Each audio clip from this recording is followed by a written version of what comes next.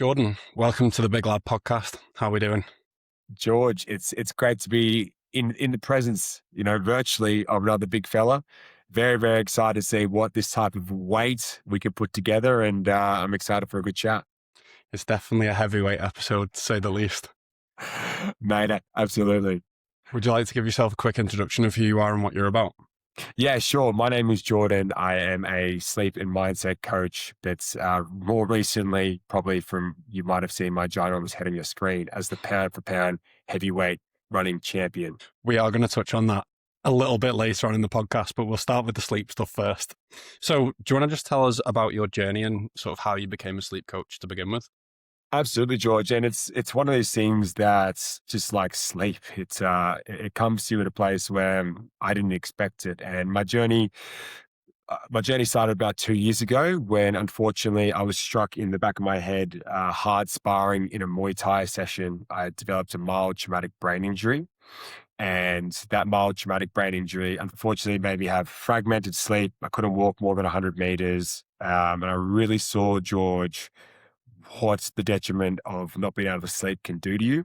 I'm someone with a big personality as well. It took away my personality, it took away my ability to excel in work. And it was a long, drawn out process of how am I going to get better, George? And when you go down this rabbit hole of seeking out specialists, doing everything you can, it is a lonely journey. And no fault of the NHS, I got hit in the back of the head of the 8th of May, and my neurology appointment was on the 27th of October. Wow. And now, naturally, George, when you have that time period and you've been given a timeline, the first thing I ask is, I could be dead by then. And as as crazy as that is, in Australia, we have a lot more duty of care when it comes to head injuries because we have our main sports, AFL and NRL. So I was kind of thinking that maybe I'd be seen tomorrow, but it's no fault of the NHS. So I had to go on a journey, George, to find out how am I going to get better. I had referring pain all through my shoulders, referring pain all down the side of my neck, and it wasn't great. I'd wake up every day in tears, wondering when I want to get better. I felt like I had a shower cap on my head that was slowly pulling my head back like this every day. I had headaches upon headaches. And naturally, George, when you do have an invisible injury, people start to question, Geordie, what's wrong with you? I'm the big loud guy whenever in social circles. I'm the guy people can come up to and talk to about anything. And I'm kind of sitting there, George, in my own head. So I had to figure out what was going on, and it wasn't great. And you can get all the advice in the world, George. I went and saw chiropractors, physios, osteos, everything as well to stop the pain that was coming through here. I even saw a neurologist as well. I had a chronological timeline, George, of every single thing that I've done, to the breath that I've taken when I saw this neurologist. And unfortunately, I didn't really find many answers through them as well. And I was about to give up all hope until I got a message from a friend back home saying, Jordan, I actually know a guy in London. He's a sports doctor. Why don't you go see him? And I'm going, what do I have to lose? I didn't contact my parents at the time because I didn't want them to know what I was going through, but I kind of had to pull the trigger, George, because these things cost money. I messaged mum and dad, and they're more than happy to help me out to go see him. And he has a place in Harley Street in London, which is obviously pretty nice, and a place in New York as well. So I'm like, great. It sounds like he's expensive. Wow. Yeah. And naturally, George, I was able to use my charm to see him then and there as well. Dr. Mike, he was fantastic. And I went up and saw him. And the first thing he said to me in the lobby was, Jordan, if I could get you right again, would you get back into combat sports? And I've said, brother, I've got half a working brain right now. It's the last thing I want to be able to do. And as I went up into his office, he had all the gizmos, all the gadgets. I looked like I was in a set of Transformers. And he said to me, he's got a background he's got a PhD in Chinese medicine. And he goes to me, I can just tell by the way your demeanor, the way you are, your nervous system is shot, you as a person is quite literally down to the dumps.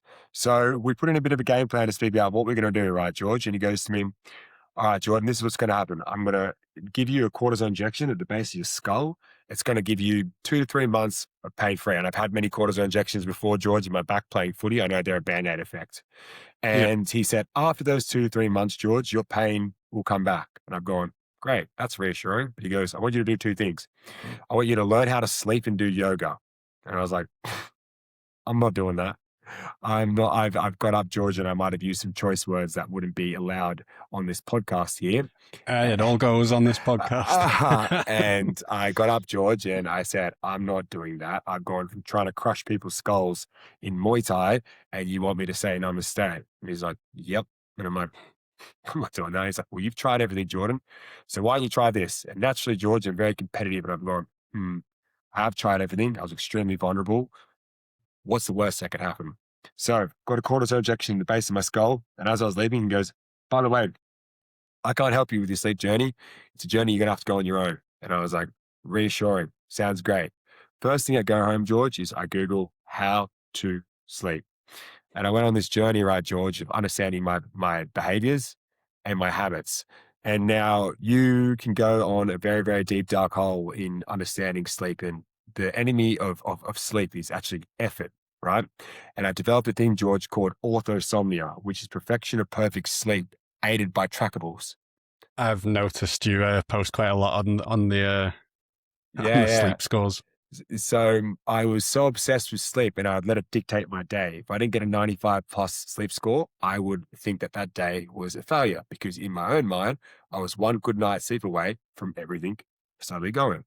Yeah. So you can imagine what's that like, George, when you've got a partner and I'm in bed by 8:30 every night and my girlfriend is coming home from work and don't turn on the lights.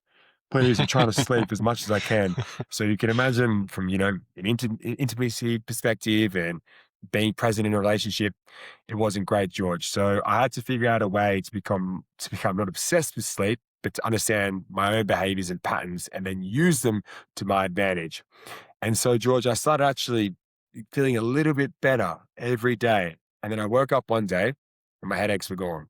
And I couldn't believe it. I was bawling my eyes out to my girlfriend. I said, let's go for a walk. And it's probably the first time I walked maybe like 2Ks.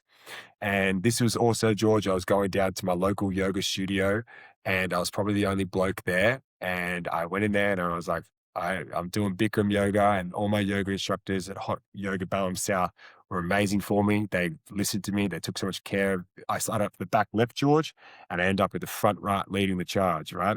I loved that yoga studio more than anything. And it was a combination I know the feeling of going to the yoga because I used to when at a previous gym. I'd be the big guy at the back with all the old women in the yoga studio. I loved it, George, and I had a great community there. And then whenever I go into Balham, right, and I see the crew there, I feel a sense of pride that I was able to be a part of that community. I've moved away from there, unfortunately, so I'm not as close anymore. But I woke up one day, George, and I got better, right? So I've gone, wow, what am I going to do now with this renewed outlook on life? Like any bloke that has no idea what they're doing, one of my good mates goes, why don't we run 100 Ks around Clapham Common? Now I got out to about 107 kilos, George, 108 kilos. And at the time we were going to do the London Marathon. So we had to raise money for our partnering charity, Rays of Sunshine. And I thought, absolutely. There's nothing worse than I can go through now. I've already been through hell and back with my headaches. Yeah. Let's do this. So in December, might have been the 14th, George, we ran 100 Ks around Clapham Common, which is 33 laps around a 3K, Wow. 3.3K park. Very monotonous. Yeah, it was, George. And we had a crew of Australians. In Clapham is the home of us Aussies. I had a crew of Australians come out and support me. We started at 2 a.m. and I think I finished around 4 p.m. Right? Wow. Lost my marbles out there, George, and I did no Can imagine training. some shift that. Yeah, lost my marbles out there, George, and I did no training for I think the furthest I ran was maybe 20 Ks, did a lot of gym work, but I was all heart and all mind. And I just thought to myself, whatever I've been through, nothing is going to be as hard as this. And I was definitely wrong. So naturally, George, when you get the taste for how far you can push yourself, you want to be able to go, well, that was the benchmark. What's next? So we actually plan to run the length of the UK, and that's called Joggle, John O'Groats to Land's End. A lot of people cycle it. Yeah, they do the jog, which is Land's End to John O'Groats. It's a lot easier for the wind, right? But my friend and I were like, nah, Joggle sounds way better. So we're going to do Joggle. I don't want to say I've done Le Jog. I'm saying I've done Joggle. Yeah. And I knew, George, that the only way to be able to do this is being 104 kilos. Everyone tells me, Geordie, your body's going to break down. You're not going to be able to do it. but they didn't know they had an advantage. And the number one advantage I had was being able to master my own sleep. And now I went through every trial possible, George, to become an elite level sleeper because I saw the ROI, which I now call ROE, return on energy, of what I can get from elite level sleep.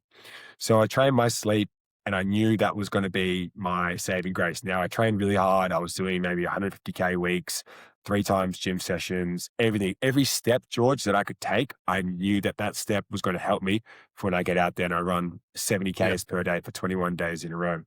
So we that's completed that. impressive. Yeah, thanks, George. It was a whole journey with itself. That was a life transforming challenge. And when you're out there by yourself, George, for 9 hours, you got a lot of time to think about what do you want to get out of this life. And I started thinking to myself, I love helping people. I love leading. I'm a natural born leader. These are my things. I find joy in bringing other people up and watching them go through hurt, pain, and suffering to become a better person. And I saw a massive gap where I think people don't understand how to sleep. We're so addicted to optimization, Oura rings, Whoop, Garmin's, whatever it is, right? But we don't actually know how to get back to basics to understand the fundamentals to be able to sleep better. So I told my boss before I left, George, I'm like, I'm going to quit my job, by the way. And I'm letting you know that in 2 months' time, I'm going to become a sleep coach. He's like, what? But at the same time, he was a great bloke, my old boss. And he goes, I'm going to support you no matter what. He was just shocked because he was a sleep coach. Yeah. And I finished Joggle, George, and yeah, a week later, I got a online certificate to become a sleep science coach from Spencer Institute, and then started just pumping out content on Instagram, speaking to people, talking to people, and realized it's a much bigger problem than people actually think it is. Yeah. So you've gone on this crazy journey of turning a really major negative in your life at one point into a positive, and then you've done these crazy running events and then turned it into something where you can help others. Yeah, I coined it, George. I say what started out as a nightmare has now turned into a dream, really, pun Yeah. intended. Yeah, it seems like it because you clearly have a want to help others, and sleep is such a major issue, especially for myself over the years. It has been not great. It's a lot better now than it was, but I'm still going to need some tips off you. And you're I'm, probably going to tell me off because I've got a can of new tonic here, uh, and it's 20 past 6 at night. But I've had a long day at work, and I need it for the concentration. Luckily for me, because I'm a big lad, the I'm quite a fast metabolizer of caffeine, so it shouldn't affect me too much. perfect. But going right back to the start of it all, then, so what is the biggest myth about sleep that you hear from men that you work with? Oh, George, the funniest one is 8 hours. It's an arbitrary number, right? And people come to me, George, like, I want to get 8 hours sleep. I'm like, okay, why do you want to get 8 hours sleep? Oh, because I've been told. So sleep Similar with the cycles, 10,000 steps as well, isn't it? yeah, exactly right. But I think with 10,000 steps in 8 hours, right? It's a competitive thing as a male to want to strive for. And I don't think that's a Yeah, bad thing. But I think if you could understand the context of how to get there first in a progressive overload level, like we do with gym, it's really healthy. yeah, But sleep cycles generally go in 90 minutes, right? And people tell me, oh, but Jordan, I want to get 8 hours. I'm like, okay, well, what are you willing to do to get 8 hours? Everyone goes, oh, well, oh, I don't really know. So you can throw out whatever you want, George, but I think that sleep is the ultimate form of discipline. And in order to get the right amount of sleep for you is really specific because sleep is multidimensional. And the generalist advice we hear out there, guess what, George? We all get the same advice, but our lives as a singular is extraordinarily different to the person left and right of you. So yeah. you can throw out all this advice, and people are going to nod and go, yeah, yeah, sleep hygiene. I know how to not go on my phone. But I'm looking at you, George. I've heard the day that you've had, right? I know that you've had a busy day. You've had a stressful day. I can see you drinking a new tonic there. I'm sure James Smith will be loving that, right? Yes. But but at the same time, George, you know in the back of your mind that are you potentially sacrificing your own sleep in order to get what, maybe 45 minutes to an hour power of energy? Who knows? That might work for you. That might not work for me though. So the biggest myth, honestly, when it comes to sleep is people's expectations that sleep is the exact same for everyone else. It's certainly not. Well, for instance, me personally, I can sometimes have maybe 6 or 7 hours sleep, feel absolutely great. I could then have 8 hours sleep and feel awful, like I've not slept. I think the context of the duration is definitely outweighed by the actual quality of the sleep that you get. And I think that's what a lot of people miss because you can have a bad 8 hours sleep, but you can have a really good 6 hours sleep and feel a lot better. Yeah, it's funny, George. Everyone always chases, like I said, duration, but it's so hard to be able to understand, well, what is a good quality night's sleep for you specifically. Also, as well, George, you can have a good quality night's sleep and you can wake up still stressed, right? Yeah. And you've probably gone on your phone and oh no, messages come through and now you're stressed, right? But my ethos and my understanding of sleep is that everything that I can get from a good quality night's sleep allows the next day to be a little bit easier in the three main aspects of my life: relationships, work, and personal goals, right? And if you funnel those three things, what do they create you? A better quality life. But we're waking up and we're exhausted, we're tired, and we don't want to be able to do the work to sleep because sleep generally exposes when we're alone with our own thoughts, when we're having to make a conscious decision to go to bed. People don't want the day to end. People come home from work, George, and they go, I deserve to relax. Of course you do. Well, what is your relaxation? I'm going to scroll on Instagram and TikTok for 2, 3 hours. The I've been there. micros, yeah, we all do it as well. These apps are designed to keep you on there. They're fun, right? Yeah. There's no doubt about that. But the micro scrolling, and no one actually has an opportunity, George, to, I've coined this from Nick Littlehale, who's a really fantastic sleep coach, called downloading the day. No one has the opportunity to write down, well, how was my day and what does my next day look like? And how am I going to tackle and handle my next day? Because we'd rather watch 30 Instagram reels and leave that doom scrolling session. And I can guarantee you, you will not remember a single thing. You might remember me going, I'm the pound for pound heavyweight champion, right? Because I'm a character, right? But in terms of actually absorbing information via online, it just goes like that. Yeah. See you later. See, the issue I find is sometimes when I try to download the day, where I try to do a bit of journaling or something like that, or plan for the next day, my mind then sometimes goes into overdrive and it goes to, right, we're being productive. We're going to plan out the content for the next couple of weeks. I'm going to plan some podcasts out. And then before I know it, I'm like, I actually need to go to bed, but my brain is firing on all cylinders and I'm coming up with content schedules and all sorts. And that's It, great. And that's also as well, George. People have different peaks throughout the day. There's three chronotypes essentially. There's early chronotype, middle chronotype, and late chronotype, right? And you'll get different energy peaks throughout the day. But unfortunately, society is an early morning society. Get to work by 9 o'clock, go to be on the train by 8 o'clock, right? Whatever it is. So people that are late chronotypes, they want to stay up later and they want to wake up later, right? So who am I to tell you you can't have these energy spouts at 6:30 at night? Because if that's when you're going, I'm getting my creative flair on, let's bang out 30 ideas, then guess what? That also helps you with your sleep, George, because you're going to feel like the next day, actually, I have tackled a couple of my problems. Where I see the most value in the classic Jordan, I'm always tired but wired, is I do every opportunity I can, George. Now I work from home, so this is very specific to me. I go for no phone walks that are 10 minutes, right? I do this. Yeah. And guess what I do, George? I let all my thoughts that I'm anxious about ruminate in my head and I go, okay, I'm going to allocate time to stress at these time spots because I don't want to show up at night.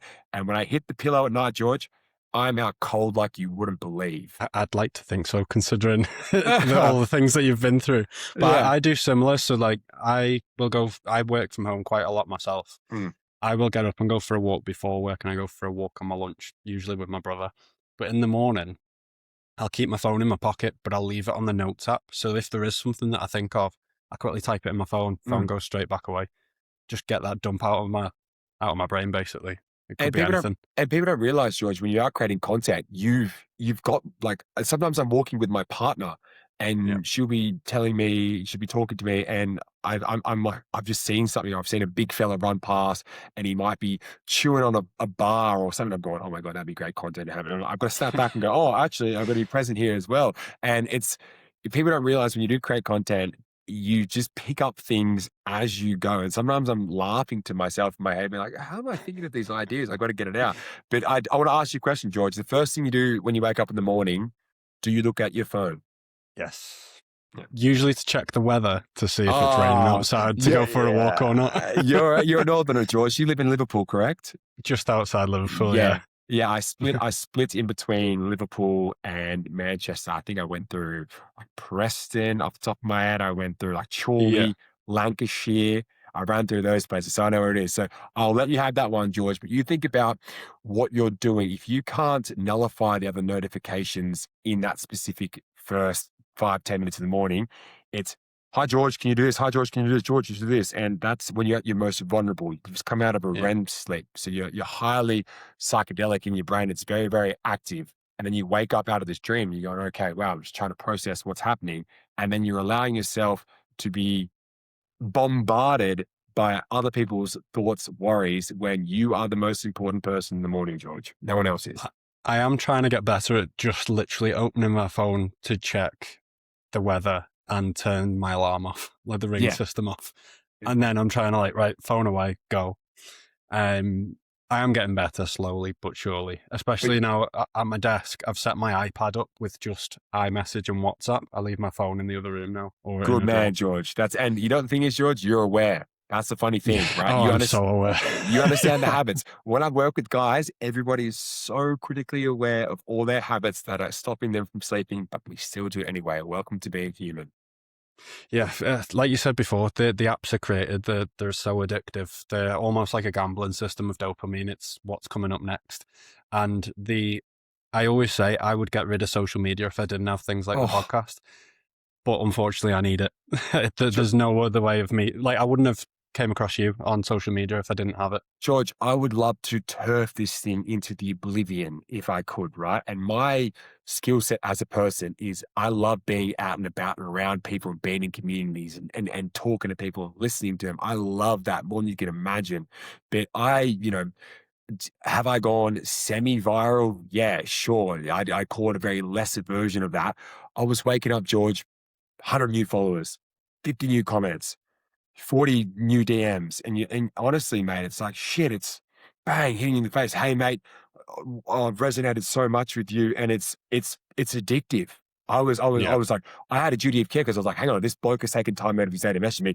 Hey, big fella. Yeah, absolutely, mate. Keep going. And you just get absorbed into it. And I would love if I could teleport all of these people that have felt inspired listening to me or whatever it is, George, into one space and I could hang out with them in real life. I would love that. But welcome to 2026 where we're moving more and more into the online format. do you, since going semi-viral, now feel like you're creating content because you're chasing the likes and comments that you just mentioned and the DMs? Do you feel like there's, in a way, it is natural as a human to, if you see something that's working well today and jump on it? And do you feel like you've now got to make content because of the comments that you've been getting? It's funny, George. I have now had more inquiries about my sleep, about working with me for sleep than I have been posting about sleep. Right. And Wow. so that's been working. But I now, George, have a duty of care, and that is very innate and intrinsic with me as a big guy and watching other big guys resonate with me. I have a duty of care to curate the information or whatever I'm saying, whatever my intrusive thoughts, to understand that it will be seen, felt, and heard by other guys that are going through a similar situation that we've been in, right?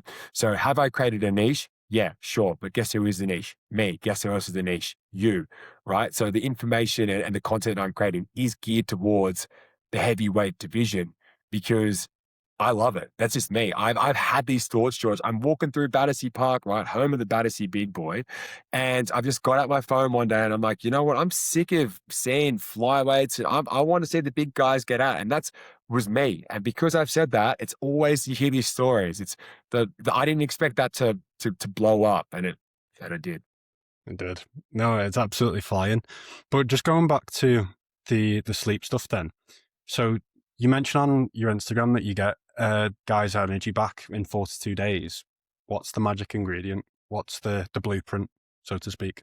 Yeah, it's very funny, George. My system has shifted. At the start, all I would do to is speak to blokes about their sleep. And guess what? I don't speak to guys about sleep anymore. I speak about three main things.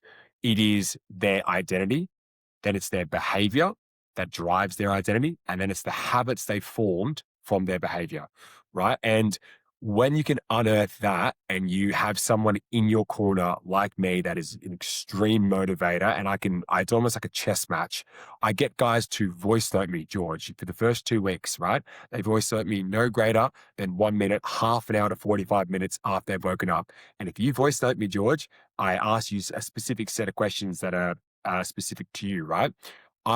You will start listening to how you speak about your own sleep, and you will start going, I can't believe I'm actually voice noting him this.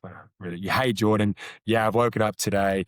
Yeah, last night I was scrolling or I had caffeine late. So you start understanding your own sleep. I track all the data because I don't want you to track the data, because if you start tracking the data, guess what? You start becoming obsessed with it like I did, right? Yeah. So I hold all the data. We work on things in real time, George. So a lot of the times I tackle blokes that wake up at 2 to 3 a.m. It's a massive thing. So I'm looking at their cortisol. I'm looking at what's stressing them out. I'm looking at why they're waking up at that time, and similarly why they can't fall asleep. So that's the first 2 weeks. The next 2 weeks is, okay, we've got a plan now. I've got the 2 weeks of data. Let's put a plan in place to be able to look at these habits you've created. Then the last 2 weeks, George, is I'm at a arm's length, because you can't rely on me going forward, right? And after six Yeah. weeks, I want you to head into the dream time and see you later. That you know that if you do this system, you know what it takes to get a good night's sleep, and you can use it whenever you want. Yes, there's going to be other variables that stop you, but you in the back of your mind have got a process in place. And also as well, you don't beat yourself up if you don't get a good night's sleep. That's another thing that I teach people as well. If you can't get a good night's sleep, cool, guess what? We go next. Because the question I have for you, George, is what type of sleep did you have last Thursday night? Couldn't tell you because I haven't tried the data.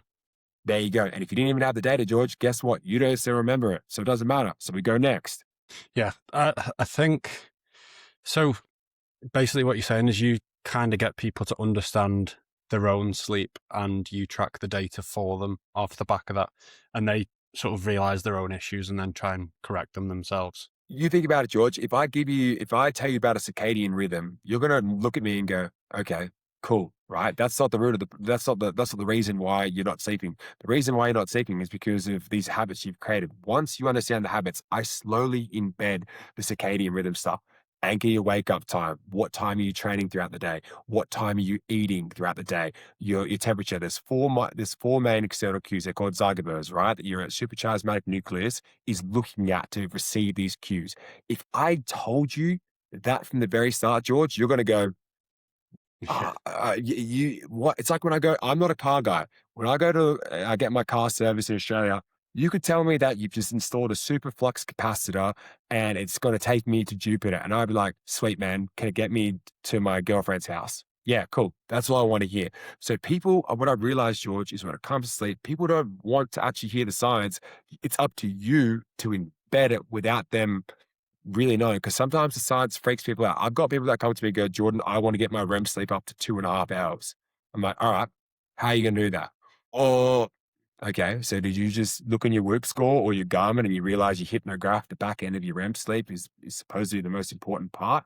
Oh, yeah. So the science can scare people, George. And I come from lived experience. I'm not a clinical person. I don't have a PhD, but I am someone that can understand people and understand patterns. And those are the two Yeah. biggest implications of sleep. So it's less about understanding the science and more understanding the actions that you can take to affect the science. 100%, George, because you can I tell people this, write in a chat GPT, write yourself a sleep plan, right? Are you going to follow it? No, you won't.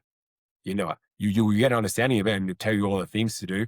Wake up at the same time, keep your room cool, all the sleep hygiene stuff. Cool. That's great. But it doesn't include George drinking neurotic at 7 p.m. at night or whatever it is, or you've had a stressful day, or you've had a disagreement with your partner, or the last conversation you've had at work was really difficult, right? It doesn't factor in those stresses, and that doesn't give you outcomes to be able to understand those stresses. And if you're not adhering to that, good luck going to bed at night and hitting the pillow and going, sweet, I'm going to be able to do this all over again. Yeah. And so when it comes to sleep influence and performance, more so than maybe time in the gym, what common mistake do sort of busy people make that kills their sleep quality and People then has a knock-on effect to the performance? Yeah, people don't understand how to build sleep pressure, I think, George, and working out is crucial. And there's guys that I work with that don't go to the gym, don't do any physical activity. Okay, well, sleep is by part psychological and physiological. How are you going to get yourself to sleep? When you complete a workout, George, no matter whatever it is, you have a sense of accomplishment. And that sense of accomplishment is also psychological and physiological. So from a Yeah. psychological point of view, you've gone, I've had a good day today. You know what I mean? I felt that I've been able to accomplish something. So it's building sleep pressure. That's now I want to put a caveat here as well. When you don't have time to work out, when you don't have time to be able to do these specific workouts, you've got to understand from your own point of view that you're not going to be able to run 30 Ks every day or whatever it is to do these things. But what else can you do that is going to build you sleep pressure? So when you go to bed at night, you're going, okay, cool. My body physically feels ready, but now is my mind ready to go to sleep? So it's the biggest misconception I think people don't understand is that sleep pressure is critically important, but how do you build it is very subjective to you. So what would some of the examples be for someone that's maybe not worked out? How would they build that sleep pressure on maybe a rest day, for example? Yeah. Rest days are coach killers to people. I always get people, I'm working with two boys at the moment. They're big endurance guys, right? And they're telling me every Sunday, Geordie, I really struggle to sleep at night. And I'm like, well, what are you doing? You know, saunas are great. Walking is great. Any sort of movement, George, is better than nothing, right? And but it's having that mindset that you're actually on a rest day and it is allowing you to rest. But that doesn't mean that we don't just do nothing. But you've got to go in with the mindset, okay, today I probably haven't built as much sleep pressure, but what other external things can I do to favor my chances, stack the variables in our favor to be able to sleep at night? And it's the mindset of today's not going to be a strong sleep pressure. And I understand that. We go next. I believe if you don't have access to a sauna, doesn't the effect of a hot shower late at night have the same sort of cooling effect on the body that then helps you sleep? I believe. Absolutely. I have a hot shower every night. I try to do it, an hour and a half before bed. And people go, oh, but Jordan, I want to do cold showers. No, not in the nighttime. If you need cold showers, do it in the morning, right? And there's a whole bunch of research that supports that. But in the nighttime, you think about it, George, when you have a hot shower, all the blood rushes to the top of your skin, right? And then when we go into bed, we try to drop our core temperature. So your body will instinctively try to drop its core temperature a couple of degrees. I tell people the most simplistic thing you can do, and we're in the UK here, so it's freezing cold, is lift your window up and let some fresh air in an hour and a half before you go to bed and just slightly leave it ajar. And we've all had that sensational feeling when you get into a bed and you go, oh, I feel ready to go. Your body wants that. And guess what that is? A cue to go, okay, he's in bed now. Let's get him to sleep. So I actually have a water-cooled mattress topper, which I Yeah. bought a couple of years ago, and I swear to God, it's been the best investment I've ever had. Because most nights I would wake up pretty hot during the night, and then I'm up. Then it's like, because I'm awake, I'll go to the toilet, then I come back, and it affected my sleep for years. And I found that I think I just came across it on an Instagram advert, and I was like, right, I'm trying it. Yeah. And I use it, well, obviously every single night. So I just stay at the same temperature all night now. Mate, it's awesome. And it You has been see an big absolute you game see big changer. brands like 8 Sleep, right? That are doing some massive things in auto shifting your thermoregulation, right? Which is your ability to be hot and cold via data, which is crazy. And these things cost a lot of money, but high performers, they love optimization. It tells you the rest of it. But it's understanding the association you are creating now, George. I bet you when you go into bed and you turn that on or whatever it is, part of your brain is going, awesome. I know I'm going to feel cooler throughout the night. And I think this is just a generalization.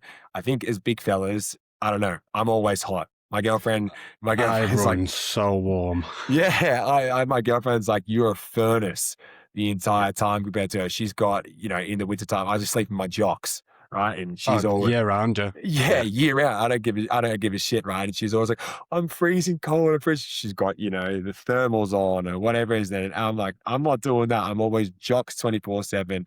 I would sleep naked, George, but I feel like for my bad boys downstairs, I just need to have them protected. Exposed. Yeah, it's too much for me. So moving then on into the heavyweight run division that you mentioned before. You mentioned that it was because you just had enough of seeing these light fellas floating around doing the big times. talk me through the heavyweight run division. What exactly are you aiming for with it?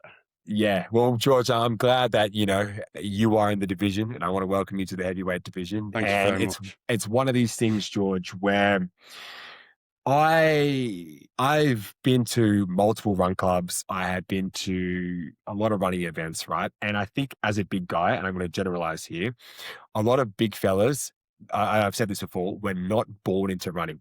I would love No, to see the data on which 100 kilo plus bloke was by the age of, I don't know, when they're going through puberty, 18, 19, when we start taking shape going, you know what? I want to be an ultra marathon runner.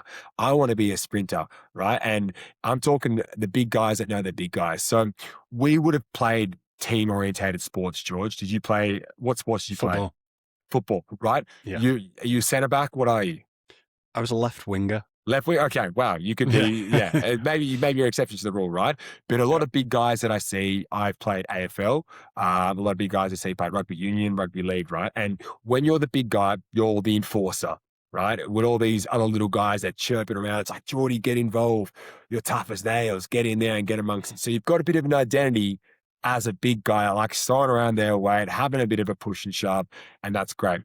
When we finish team sports, George, where do the big guys go? That's a good question. I actually don't know where most of my mates that are big lads go. We all seem to do the same thing. We're doing a bit of paddle at the moment, Yeah, but yeah. not the most agile at that. No, exactly right. So you think about it, what sport is going to open the doors for a big guy? And also as well, what sport do we have people that we can look up to that we can go, hang on a minute, I can see myself being that. When I looked at running, the first thing I would see, I'm like, this is so cringe. I'm not doing this. Follow me to do 5 1K. And it's just no, I'm not doing that. I'm like, I'm a big guy. I'm like, I want to do hard, and just be a Neanderthal, right? I don't want to see some guy running around in small tights. I'm like, that's not me, right? Oh, And that then that does my head in. yeah, yeah. But now I appreciate it, right? Everyone can be their own Yeah, person, right, George? But yeah, the entry level into running as a big guy is non-existent because there's not enough big guys doing it. Well, I'm going to rephrase it. There's not enough big guys posting about it online, right? yeah. So I got into running with one of my good mates. He goes to me, Geordie, come for a run with me around Clapham Common for the first time. I reckon I ran 5Ks at 7 minute 30 splits and I couldn't move. I was just stuck in the mud.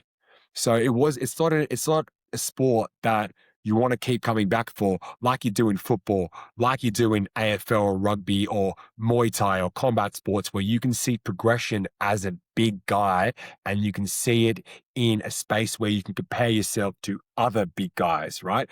In footy, I play in a defensive role. So I'd play on another tall, big guy. So it'd be battle the Yeah. giants kind of going at it, right? And then when I watched AFL, I would watch guys that would play in my position and they're big guys, right? And I'm like, perfect. I can model my game off that guy. As a runner, no one can model your game off a big guy because there's not a them out there. No. Well, it's funny you say this. So, like, I commented on one of your posts, actually, some of the stuff I've done. So, previously, I've done 3 sprint triathlons. So, imagine me, Amazing. 6'4", 108 kilos, turning up to a swimming pool in a tri suit. All Awesome. these little fellas knocking about, and they're like looking Yeah. at me like that, going, "What are you doing here?" Yeah. What's the And weather like up there, big fella? You know, yeah, yeah, yeah. just getting amongst it. And I've done I've done a bit of indoor rowing. So in high school and college, I actually used to row. I had trials for Great Britain twice. Amazing. So a couple of years ago, I decided to do the indoor rowing championships. I actually felt small at that one. Yeah. I was sat next to the But you're European amongst big champion. guys. You're amongst big Yeah. guys. Oh, It's I, inspiring to be around, isn't it? yeah. Well, next to me, I had the European champion who was 6'7", about Yeah. 115 kilos, ex-discus thrower in the Commonwealth Games. Next to So him good. was the world record holder, 6'9". I'm just like, I'm actually quite small here. Yeah. But yeah, getting amongst, it's not. They're obviously more suited to lighter guys because metabolically it makes sense to do endurance sports. For us big guys, we are burning a hell of a lot more calories. Like I'm currently training for the Manchester Half Marathon Mm, in the end of May. mate. I've done a half marathon before. you burn through calories like no tomorrow doing those sorts of distances. Mate, absolutely. But And yeah, sorry, go on, George. no, go on. Yeah, and I'm so excited to hear that you're doing a half marathon and that you are looking forward to the challenge because people don't realize the knee pain, the groin pain, the chafe. I haven't been able to buy one pair of running shorts that can not allow, I call it my thighs cladding together, right? Yeah, Every pair of running shorts I have, I'm going to do a reel on this, by the way, has holes in them and there might be, used as whatever it is, but every pair of running shorts I have has not been able to sustain these 105 kilo gluteus maximus going at that's it. I'm stood here right now and I can feel my thighs touching. it. But it's funny you say about the knee pain. So I've actually got no ACL or meniscus in Oh, my right wow. knee as well. So I'm doing this kind of handicapped in a way. So the amount of recovery tools I've got is insane. I've just found something that you might be interested in. I Talk think I to might me. have them behind me. So I've actually got them right here because I used them earlier. Yeah, go. These are the Anaconda knee recovery straps. So that it's Nice. heated, air compression, and vibration. That wasn't a paid ad, by the way, from Yeah, Anaconda. yeah. They are unbelievable. I Let's get feel you like a new man. let's get you a brand deal. We'll reach out to I them know I'm after. gonna have to tag them in a clip after this. Yeah, But yeah. yeah, the heat around my knee. So I use them before my run and Mm. after them, and I have literally no pain in my knees anymore. Like I did. So I've started my marathon prep, half marathon prep this week. I did 8.5K yesterday, just at a 6-minute pace, Nice. and I feel absolutely fine today. Yeah. That's George, not just at a 6-minute pace. That's great. Right. That's what I want people to. Everyone comes to me, George, and they go, "Oh, Jordan, I'm doing it this pace."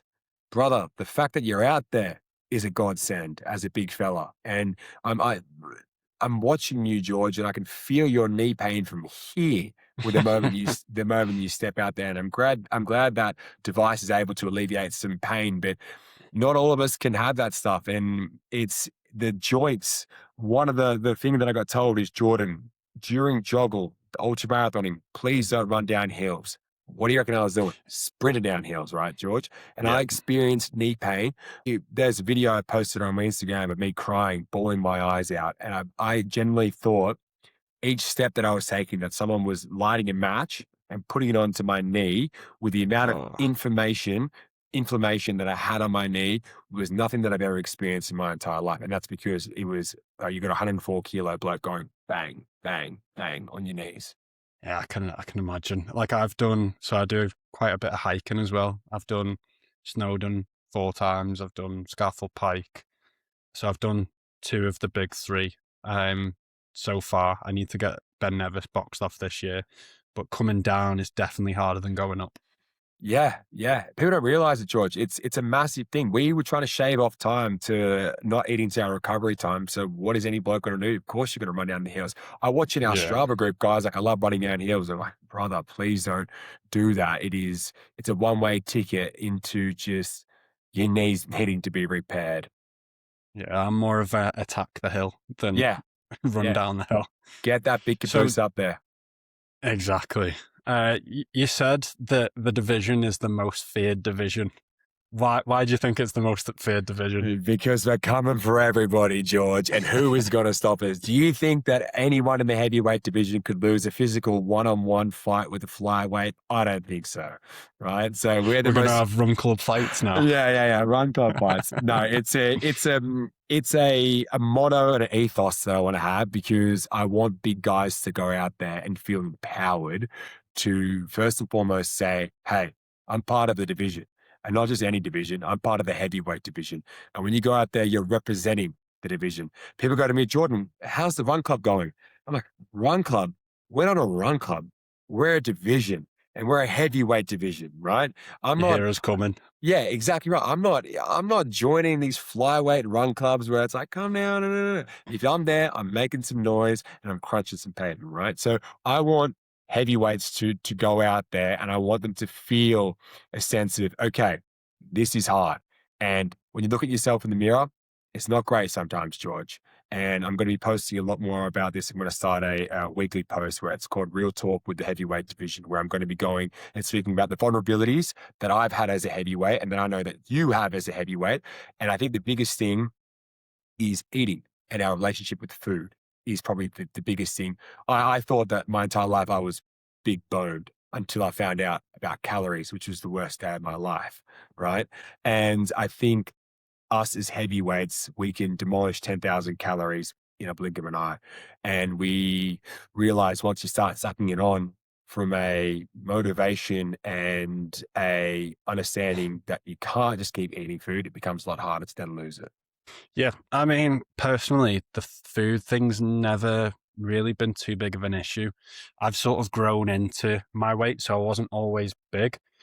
So I actually started the gym back when I was 15 off the Mhm. back of a growth spurt. So Nice. I grew 8 inches in 6 months, but didn't really put any weight on.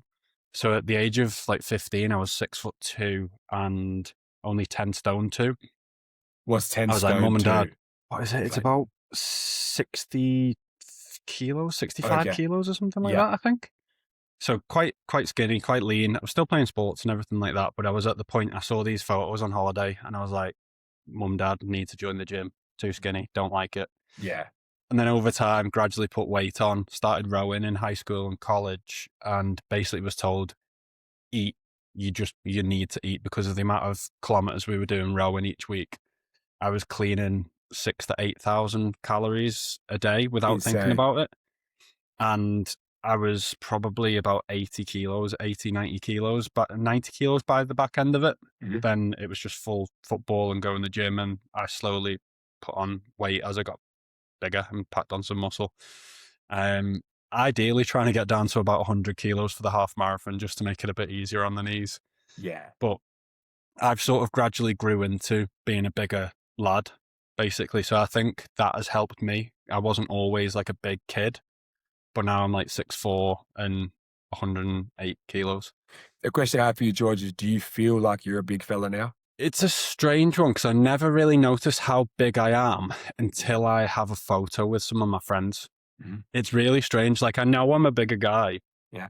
but I don't realize how much bigger until like, so it was my mate's 30th at the weekend and I'm in a photo with a couple of the lads and I'm like, it looks like I've been photoshopped in and you know, like where you drag it to make it Yeah. look bigger and then just put in, that's what I look like in some of the photos. I think But it's more common than yeah, you think, it's, George. It's people, we're yeah. us big guys, just because we're a big guy doesn't mean that we feel we're a big guy. I think that's really Mm. common. I speak to a lot of big guys about this, and it's like, oh, you must be strong, Jordy. You must be this and that because you're naturally a big guy. But I really think from a psychological point of view, and you said it best yourself, it's like, oh, you know you're a big guy, but sometimes you don't feel you're a big guy. It's more that I actually don't realize that Yeah. how much bigger than I am. Like I know I'm a big guy, I feel like a big guy, but then I don't know the extent of it until I see it maybe in a photo. Yeah. It's Yeah. crazy. And when you're next to the flyweights, it's even more Oh, yeah. catastrophic. Yeah. Well, I did my measurements as I was starting a couple of weeks ago, my new gym split. And it's a really, I assume you also struggle buying clothes, Yeah. especially when it comes to trousers.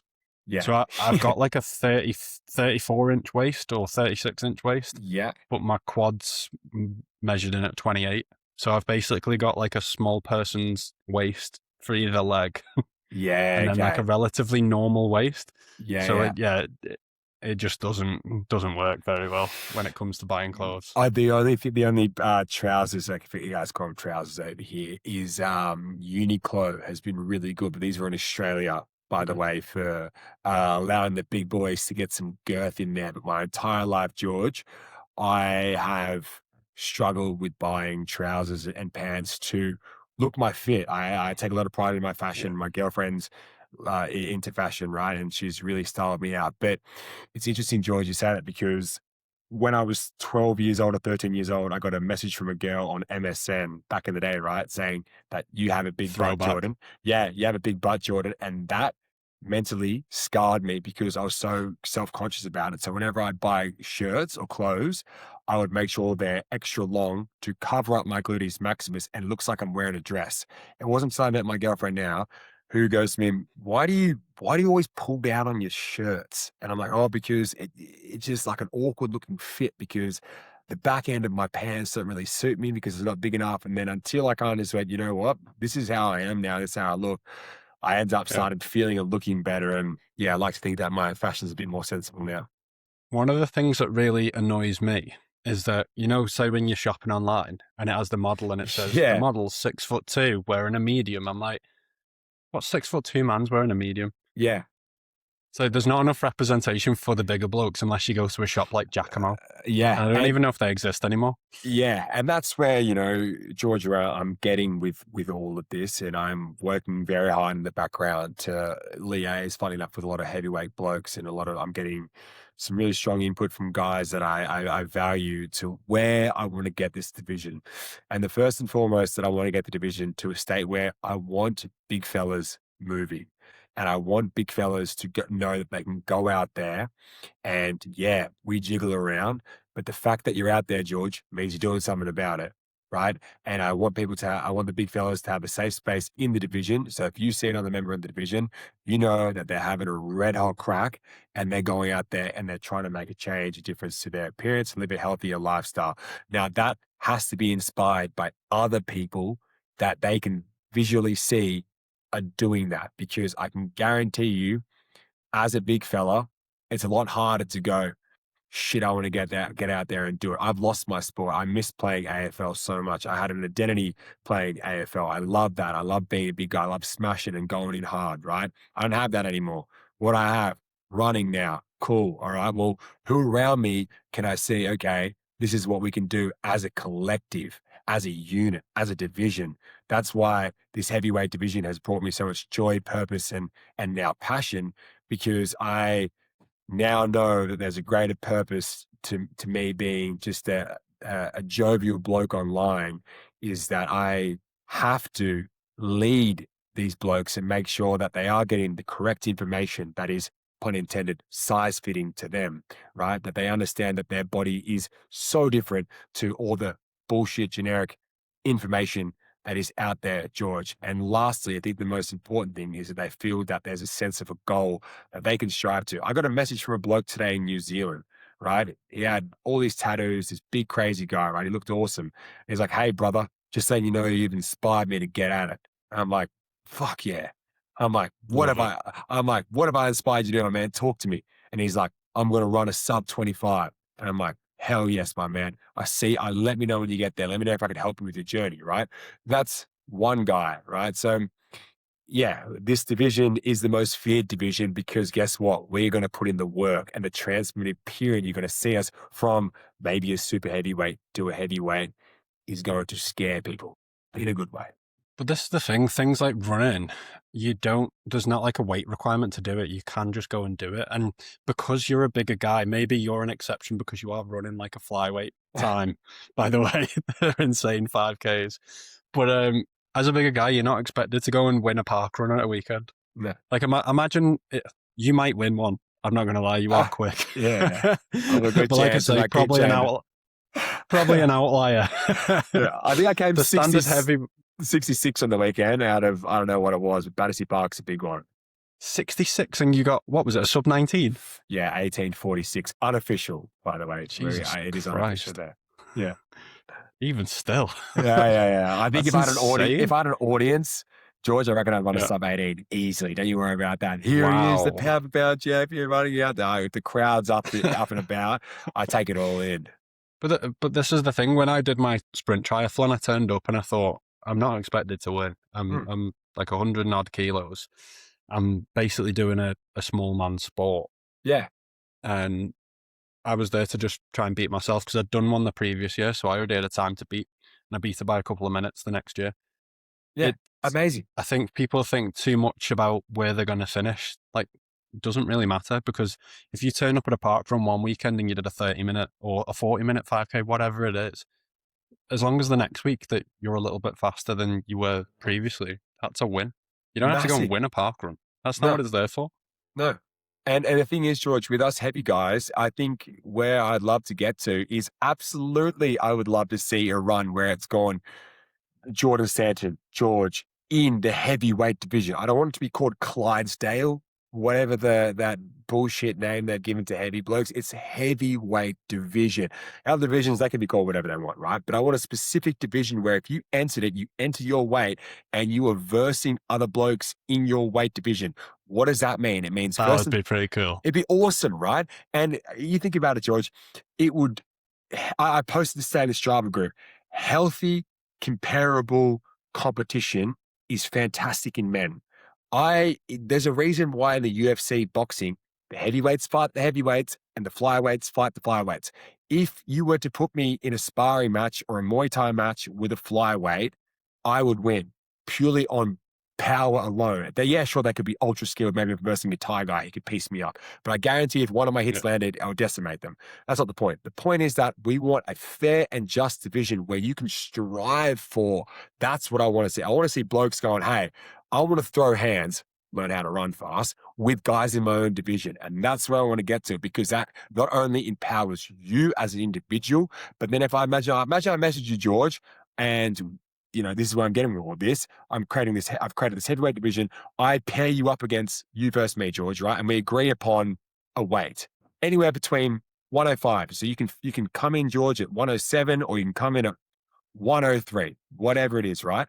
And I say, George, on the 20th of May, you and me are going to go down to an athletics track. You're going to be in Liverpool. I'm going to be here in Battersea, and we're going to train towards that. How fun would that be? It'd be awesome. And guess what? Big guys have no egos, right? We've got no egos. We don't give a shit. So it's going to be fair, just, and fun, because we're going to strive for it. Whereas if it was the flyweight, it's like, oh, I'm going to hide my Strava times. I don't know. Like they're not going to do it seriously because it impacts their egos. Then us big guys get out there and having a go. There's no stopping us. But that's where I want to get to with all of this. I want to start pairing up blokes and encourage them to train, and then curate them and nurture them and help them train and do all these things and put in programs for big guys by big guys. And then we go out, we film it, whatever it is, and we start creating some noise and some buzz. And that's what I wanted to get to. We almost need a heavyweight games, like a heavyweight Olympics. It would be, George, picture this, right? Cool. It'd be hilarious. Imagine, like, I don't know, like whatever it is, the London 10K or the Saucony 10K, whatever these things, right? Imagine at the start line, you had 50 blokes over the weight of 100 kilos. Imagine the photo. It'd be a pisser, right? Imagine the pavement crushing through. Imagine the blokes just like running through, these big energy guys, right? It'd be awesome.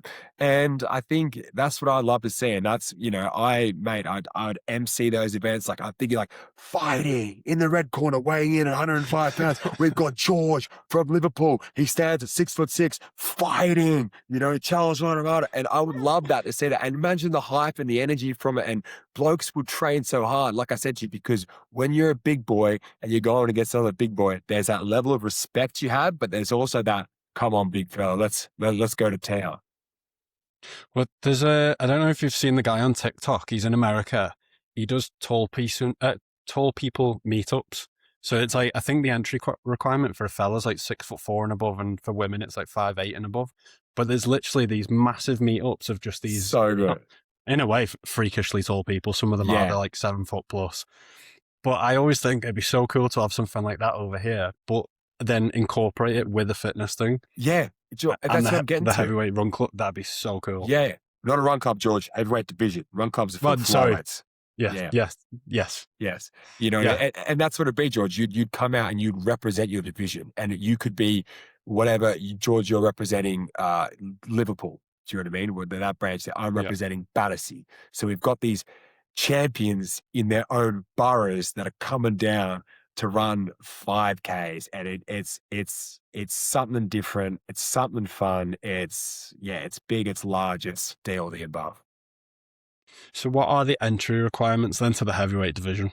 This is a good question. What are we setting the bar at? This is a good question. And the reason why I've done 100Ks, because I've seen, and who comes at me the most is the 95 kilo high rocks blokes that want this smoke, right? The 95 kilo high rocks blokes, I respect them because they are beasts, right? And I'm not a high rocks guy, but I appreciate a fella that's gone out and I've done one of them as well. Yeah, and that's a whole other ball game, right? So the reason why I'm at 100 plus is because weight, it triple figures, it just makes sense, right? And then super heavy weights, So in the super heavyweight division, I've decided it's 125 plus, and we want to There's make some sure. big blokes. Yeah, these are big blokes, right? And anyone that's in the Yeah. super heavyweight division, we have a duty of care in the heavyweight division to look after the super heavyweights to get them down in the division. Why is that? So they're a healthier version of themselves, and then we keep our division as active, as healthy as possible. And it's 100 kilos. If you want to compete, it's 100 kilos plus. But if you drop down to 97, 99 or 96, whatever it is, right, through healthier lifestyle choices, brother, once in the division, always in the division, right? And we respect you for Love making it. healthier lifestyle choices. And we want you, I want, George, where I'm getting this, I want people to graduate from the division. I want people to come up to me randomly, wherever I am. I've got this vision in my head. Someone comes up to me and goes, hey man, I was in the heavyweight division. I've graduated. I'm 97 kilos. I live a healthier lifestyle. I have a better outlook on life. I'm great around my relationships and I love my life. I'm going to give him a big hug and I go, brother, keep fucking going. What's next? You know what we need? We need you to get some merch going. It's And I dope. can put you in touch with. There's a lot of can things put you in going on, touch with George. someone Yeah, if you yeah. need me There's to. a lot of things going on, George. And I want guys where I'm getting all this. I don't want to do it half-assed. I want guys to have a uniform. And when they put that uniform, they got a badge. You know what I mean, right? And it's a double shipping. When you go out, you're representing the division. Which division? The heavyweight division, right? And that's your uniform when you go out. And then guess what? When we start getting it all right, you go to marathons or you go to events or whatever it is, and you see another heavyweight rocking the merch. What do you think the first thing you're going to do is, let's get a photo. Let's put it up Yeah, online. And 100%. other flyweights are going to look at you and they're going to know what you're wearing. They're going to know you're a heavyweight and they don't want this smoke. Yeah. But no, like I say, I can put you in touch with someone if you want. I've got my own sort of stuff for the podcast that Yeah. I've done. So if you need me to put you in touch, let me know. 100%. I'm off speaking to a designer, everything, mate. I'm moving fast to these things, George, and you have to, right? Because, yeah, I've got to capitalize on the fact that there is a massive need and want for all of this. And I generally think now, George, that I am the messenger for all this stuff, and I have like I said to you, I have a duty of care to make sure the message that I am presenting is ones that people can resonate with in the division and also feel that they're a part of as the two main levers. It's like anything as well with social media. You've got to ride the wave whilst it's there and keep it going. The other funny thing is, 100%. George, I'm just being me now. For my sleep, a lot of my sleep content, I use ChatGPT to write about and help me generate ideas. I get up, I just think about a thought, I write it down, and then I get up and just go bang. And I just say what I'm thinking. And last night, or whatever night it was, can't remember, I did a reel about what type of heavyweight are you? Are you, if you're doing the short stuff, 5K, 10K, you're thick and you're quick.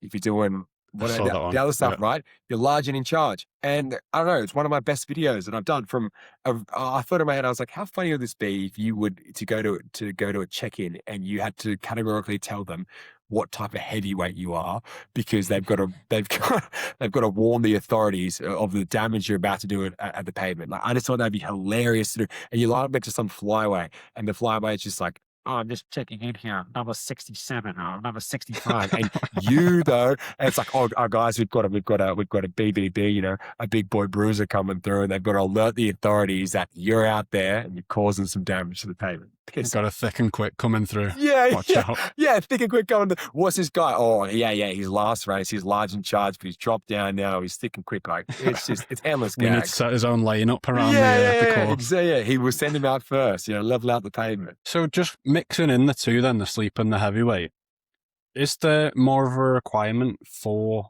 sleep for bigger, heavier blokes in terms of recovery? I'm so glad you asked that question, George. Do you know what sleep controls? Our metabolism. And what do we as big, tired guys do with impulse control? We eat. We eat, brother.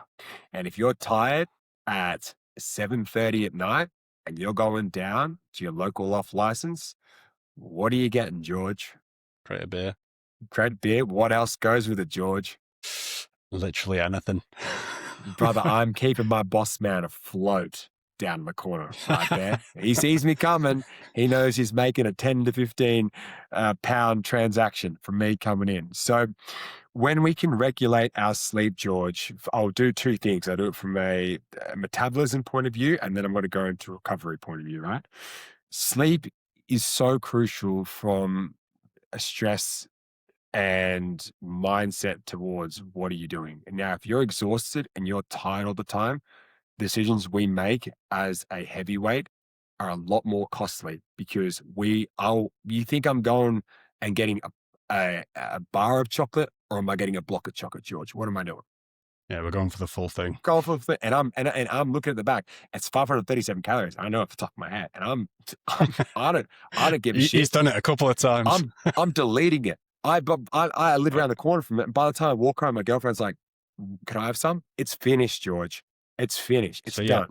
Right. So if you're constantly tired, you're fatigued, you're making these choices that are going to cost you from a calorie perspective for you to then put on more weight. And you start stacking those up, you start building those habits. Every time I'm stressed, every time I'm tired, every time I'm fatigued, I'm going to go around the corner, see the boss man, and I'm going to hit him up with the usual. And knows that, right? So if you can get into a rhythm where your sleep is predictable, guess what else is predictable? Your meal timings, right? Why do you think we call it breakfast? Because we associate at the start of the day, lunch and dinner, right? Different parts of the day. If you start shifting your wake up times and your body doesn't know when you're waking up, everything else takes time then to fire up from a system point of view. And it's going, hang on a minute, but you woke up yesterday at 6:30. Now you're waking up at 9:30. When do you want me to start what we need to do here, and your abilities of hunger. In the nighttime, George, what do you crave in the nighttime? Do you crave a salad, or what do you crave? something fun. Something fun, right? Bakeries hate to see me coming, right? Whatever it is, Ooh, I'm going hard there, right, George? So sleep is a massive impactor on our impulse, and our impulse as a big fella. If we're left unchecked, if my girlfriend's not with me, good luck, brother. I'm buying the shop.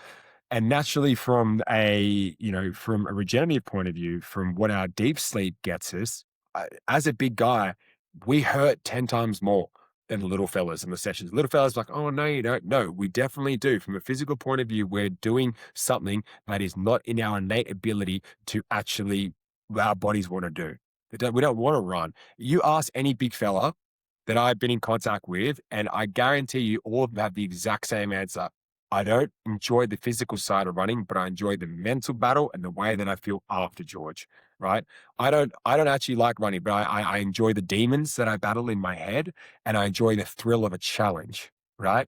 And those are the two main things. And I know if I can get a good night's sleep, George, I can wake up, feel a little bit more replenished. My body has been able to absorb a lot more of the load that I've taken, which means I can go again and again and again. so when you say that, I yesterday was in the office. I then had to go out for a meal with work because we had some new starters. Got back, didn't have enough time to get to the gym and do the session that I had planned. So I moved my long run to yesterday, and I ended up going out at about, I think it was about 8:30, 9 o'clock for a Wow. 50-minute run.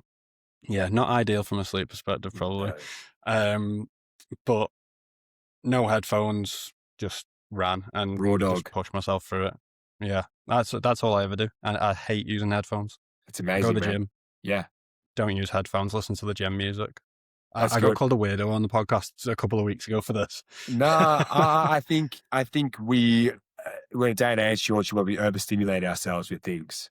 And Yeah. it's, if you can't go for a walk or you can't go for a run with AirPods in or whatever it is, then it's maybe some other factors you've got going in your life where, again, it comes down to the fact that you don't like the thoughts that are going through your Yeah. head or whatever, being present in that moment.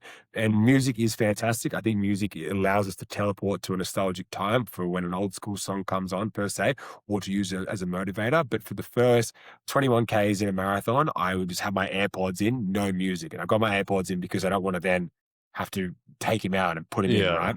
So I've got him in, I'm listening to the crowd, I'm doing the waves. But the first half marathon, I always have my AirPods in, no music, and I'm just taking in the scenery. So I think it's great what you're doing there. Yeah, I tend to just never use headphones. I go for walk, no headphones, Yeah. gym, everything. But when you said before about heavyweight people taking more load from these sessions, I believe it's about 3 times your body weight for every step that you take when you're running. So if you're speaking about a 100K bloke, it's 300 kilos every step. Whereas you could have a fella who's 60 kilos, that's only 180 kilos every step. So that difference, especially over maybe 10 kilometers, is massive. Because you're talking roughly, give or take, 10,000 steps, aren't you, for a 10K? Maybe a bit more. That's a lot of weight difference in terms of volume. And you think about it, George, you have one bad experience with, maybe you get DOMS from running or whatever it is, you saw you niggly after. You don't have the mindset to want to go again. We don't have that Mm. mindset. We've gone, this is too hard physically, which it is. Why do I want to go for another run? That was quite unbearable.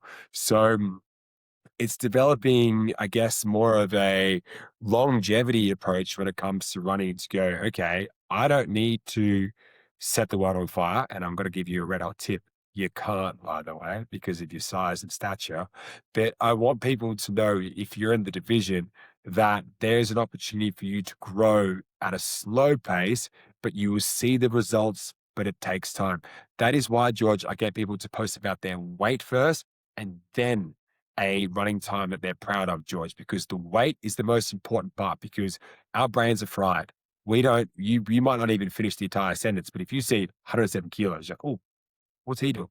Okay, cool. He's Mm. doing a half marathon and whatever it is, right? So yeah, it's not easy. It's sore. It's painful. It's not enjoyable, but it gets easier. And my biggest advice, and I'm going to do a reel on this, George, so I'll let you have this first, is if you want to get a good 5K time, get into ultra running. And do you know why that is, George? Because ultra running teaches you two very important things. One, if you don't go to the gym, it's all over. It's all over. The gym is the number one, I would say, from my own opinion, as someone that's run a 3:21 marathon, run the length of the UK, run a sub 19 5K or whatever thing you want to call it, is the gym has allowed me to stabilize in terms of endurance and power. I realized I do no sprint stuff, George. A year on the weekend, I ran an 18:46 5K. I haven't done a sprint stuff in ages. The next thing, right, George, is through ultra marathon running is you have to learn to run slow. And I was just going to say, yeah, running slow and long and is and key. it's monotonous, right? And what people don't realize is ultra marathon teaches you mindset and ticker. Where I really do think these flyweights buckle and crumble, and you see like, oh, is because they don't train your brain. They don't train the 38K and the 48K when you're out there doing the ultras and you're running and you're thinking this is impossible. But you're creating a version of yourself doing ultra running that you didn't actually think was possible. So you go back again and again and again. Now, am I going to tell a 150 kilo guy to go out and run 25Ks? No. But if you strive to a goal that scares you and you come back for more, my dear friend, welcome to ultra running. We're glad to have you. But I think all the big guys and what I'm seeing now is they all want to run fast and run this small stuff. That's great. But if you do the reps and you do the long stuff and you're training in the gym, you're training your mind, and you're doing the slow running at the start, I can guarantee you your 5K time will increase without you hit it as a side quest, as a joke, Yeah. if you do that. Yeah. Well, the magic is in the work that you're avoiding 100%. generally. And so, for instance, yesterday, my run, like I was mentioning, that was my sort of, well, it's not long at the moment. It's 50 minutes in terms That's of still what long, it's going to get George. to. It's still longish, but what it's going to get to Hmm. is, it's not. It's a starting point. But I have to hold back running. So my aim was 6 minute kilometers yesterday. I have to stop myself from going quicker. That Yeah. is one of the things that you're building your brain up to do, is just do the monotonous, long, slow runs. And then that benefits you so much more in the long run than trying to blast out a 5K. You look at it, George, from a psychological point of view as a big fella. Speaking on behalf of the big fellas, we're already slow. Why am I having to run slower? I don't want to do that. So I'm Yeah. getting this sport because actually I could potentially run fast and maybe I might try running fast. So we're already at a preconceived idea that we are slow. And now you're telling me that I have to run slower. How is that exciting from a competitive big guys mentality? It's not. It's unsexy. It's boring. So you've got to sell that to someone. And I truly believe if I'm listening to a 60-kilo bloke or whatever tell me that, I'm just going to say, man, shut up. I don't like, what do you, I don't, I like, what are you telling me? But if a big guy goes, brother, get out there, crush some easy Ks, get into the groove, find your rhythm, I'll be like, oh, well, he's done it. I'm going to do it now. That's it. You want someone that you can relate to at the end of the day, don't you? 100%, George. And that's where I think all this heavyweight division running stuff has been great is that people relate to me and I feel it. I feel when people message me. I've gotten so many messages, George, yeah, I'm going to be, and again, my report card in school was Jordan can use his leadership abilities for chaos or for good. And now I'm doing it for both at the right time in my age to cause as much chaos and Yeah. good as I can as the pound for pound heavyweight champion in the running division at the moment. So when it comes to pushing hard in the training and also training times, what are you prioritizing for recovery? Is there a certain time people should be training at? Is it sort of based on the individual? Can people train late and still have decent recovery and sleep? What is the sort of data saying? Early morning's the GOAT, right? And early morning does two things. One, you're signaling to your brain what type of day it is, what type of time of day it is. So if you're doing an early morning session, you're getting the benefits of early morning workout. Sorry, that also powers you from an endorphins point of view throughout the day and a sense of accomplishment. Do people in the UK want to work out in the morning? No, they don't. In Australia, George, everyone is up and at it at 5 a.m., right? So I always prioritize my whole day around workouts and eating. Why is that, George? Because the ROE, return on energy from that, is I feel better and the stresses I'm about to incur throughout the day aren't as bad. Now, let's look at it from a recovery point of view, specifically talking about sleep, right? One of the key indicators of and working out too close to your wind down routine and bed is an elevated heart rate. All we're trying to do is de-elevate your heart rate to get a lower resting heart rate to get yourself in a position where your body can go, oh, I'm ready. Now, you the other night did a 15-minute run at what time? 8 o'clock, 9 o'clock. I think I finished at about 9:30. Okay. You finish at 9:30, right? You're coming home. Two things are happening to you. One, your body is trying to now go, well, you just ran 50 minutes. I've got to try and recover you. Two, as well, you could potentially get the runners high and get these creative bursts and go, I don't want to go to sleep. I don't want to do this.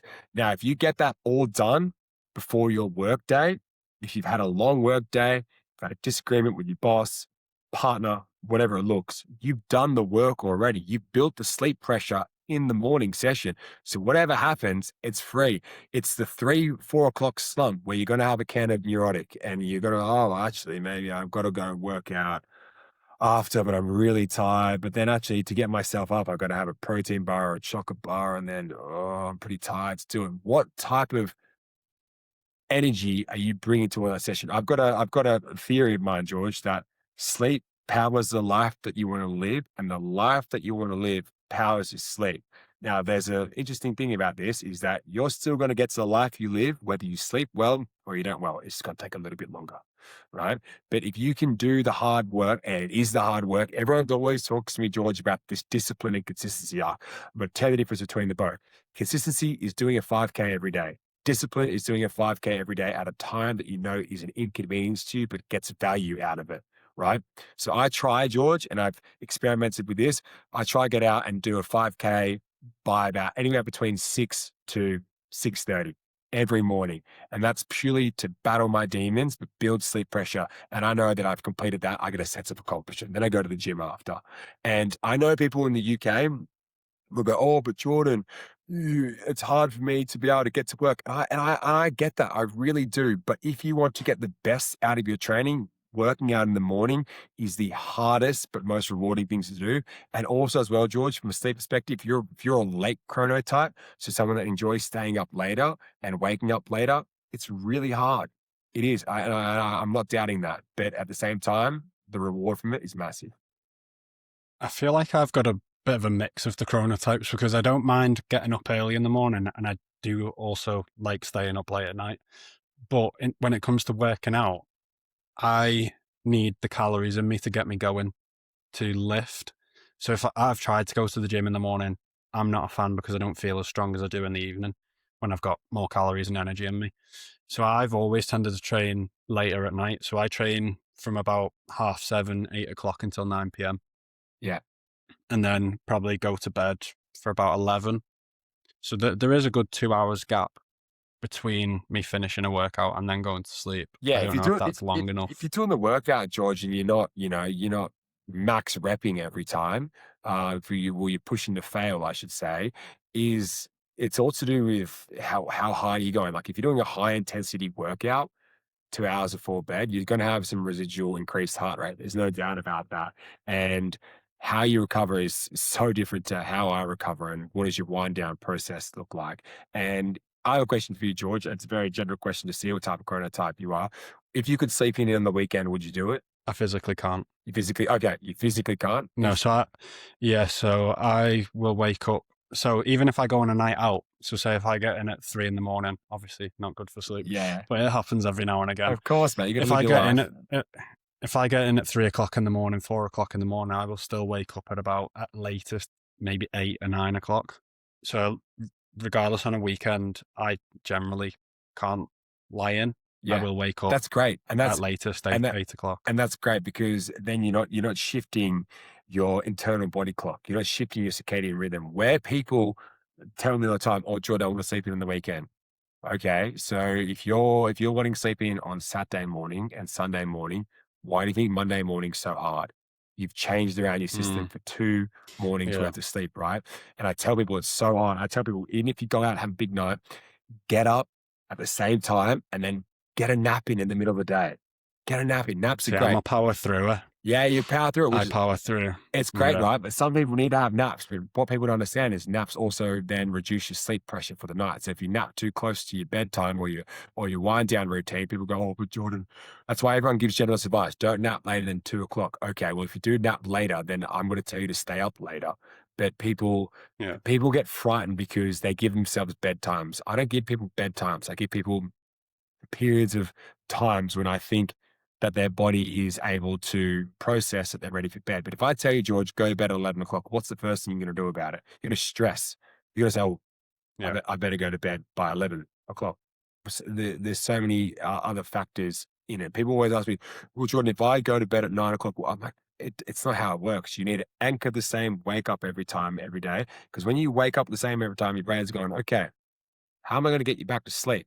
What am I going to do? But if you start shifting that, then everything else just starts going a little bit slower and taking their time to move. I work with, it's very funny, George. A lot of my clients have ADHD, and there's newfound research that ADHD brains are more LCT, so late chronotypes, and they require them to stay up a little bit later and they want to wake up later. And due to the chaotic nature of their brains, they either come to me with too many systems and they don't have the ability to sustain those systems because they don't see value in the systems because they're not getting a reward from their dopamine. So all I do is try centralize one system, but also let them know that this system, even if it doesn't work for you, then that's okay. We don't want to put too much pressure on one system because everyone comes too hyperfixated. But yeah, it's been a really interesting one working with guys with ADHD. It's something I'm really interested in. I've always been told that I've got undiagnosed ADHD. I've never done a test for it or anything, but apparently I show a lot of traits. Yeah, I spoke to a GP the other day, and he knew. He's like, "Do you?" He's like, "Because I'll explain to him about my chaotic energy." And he kind of, he's like, "Oh, and you got your ADHD tendencies." And I'm going, "My brother has ADHD, my mum has ADHD, but even if I got diagnosed with George, it's not going to change me. What does it matter?" No, that's why I've never bothered getting tested or anything. And I think people It's now not going to want change a anything. diagnosis. They want to be, I want to have Yeah, ADHD. I want to put a have a label something. on it. Yeah, but also as well, I'd love to go on your screen time and know if your brain's cooked from doing doom scrolling for 2 to 3 hours a day. Like, there's so many Mm. avenues people want to take because they want to feel or have something to say, oh, it's okay for me to do the things that I'm doing. And yeah, if you definitely do have a diagnosis, try some things that can work for you. But people want to go looking for stuff this day and age, George. And I think if we start labeling everything with everybody, then it dilutes the people that actually need help. Yeah, no, I totally agree. I don't think there's a need to label everything at the end of the day, and I definitely won't be myself.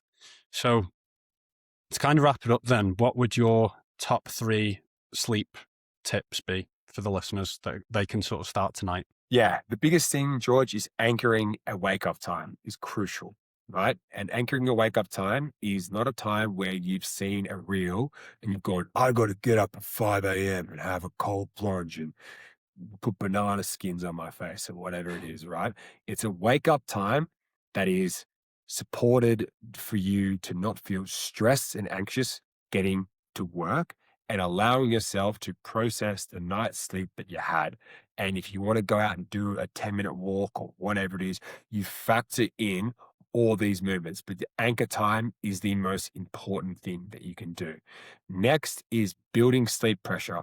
I cannot stress this enough. Building sleep pressure can look in different variations and forms of physical activity for people or things they do throughout the day. But oh my God, do we sit down and not move as people? And people complain, oh, Jordan, I've got a desk job. So you're telling me that you can't go out for 5, 10 minutes. People go out for ciggies and vapes this day and age. Why can't you ask your boss to go out for 5, 10 minutes if that's going to get you to be more productive, or it's going to be allowing you to feel a sense of, okay, you've whatever hard task you've done for maybe an hour or 90 minutes, right? You're then able to take a break from it and come back and go again. It's crazy that the amount of excuses people want to make when it's all there for you. Lastly, the biggest thing that I truly believe is having a wind down period that is specific to you. And the wind down period is going to shift and change due to your ability to endure the stress of the day, but it's having specific cues and knowing that your bed is only used for two things, right? Having sex and sleeping.